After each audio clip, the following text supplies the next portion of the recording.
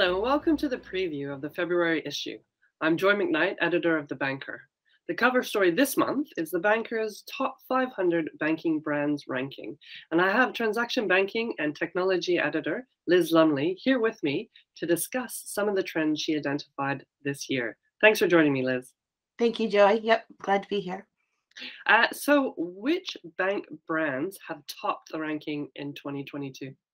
Well, it should come as no surprise that the top 10 of the top 500 ranking was dominated by banks from China and the United States. So Chinese bank took the top four slots and the number 10 slot, with United States banks taking everything in between. And ICBC Bank topped again. I think it was for the third or fourth year in a row. It might be. I'll have to check my notes, but yeah, they were the top rated bank brand, followed by China Construction Bank, Agricultural Bank of China, and then Bank of America coming in at number 5. Excellent. And then beyond China and the US, which other countries saw big jumps in brand value over the past year? Yeah, so when you look at the banks that have grown their brand value, the list is a lot more diverse. Of course, you see the smattering of banks from China and the United States, but you also see a lot more banks specifically from Vietnam and from Poland, and also African countries, Kenya, and a few other countries. Some of sort of the top climbers that we saw. So Cadence Bank of the United States had a change in brand value of 181%. Mercantile Discount Bank Israel 148%, but then at MB Bank in Vietnam had a change of 113%, and M Bank, digital bank in Poland, well-known digital bank, went up 105. Both MB Bank in Vietnam and M Bank in Poland also had a large change in ranking as well, in addition to a percentage of brand value. So M Bank in Vietnam went up 127 places in the ranking, and M Bank in Poland went up 90 places.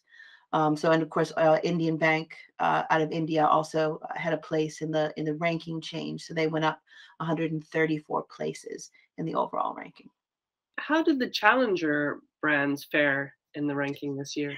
It was kind of thin on the ground. I mean, it's interesting. We're looking at sort of brand value and how much the brand sort of would have a resale value in the wider market, and new brands, sort of like, brands in the UK that we know are like Monzo and Starling, and these new banks do a lot with growth hacking and marketing, and it's really part of their growth strategy, sort of brand awareness and marketing. But in terms of this ranking, we had very few.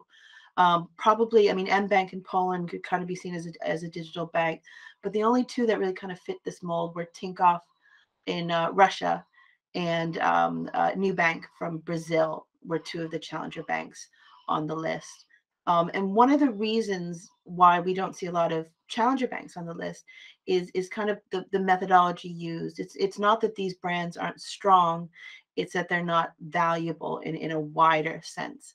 So Brand Finance, who put together the ranking for the banker, made a comparison that Ferrari car manufacturers are a very strong and recognizable brand, but Toyota car manufacturers manufacture many more cars and more people drive Toyotas. So therefore, Toyota has a higher brand value than a brand like Ferrari. So that's kind of why we're seeing some of these challenger banks that might not have the revenues to get on the list right at the moment, even though they're very sort of internationally recognizable brands.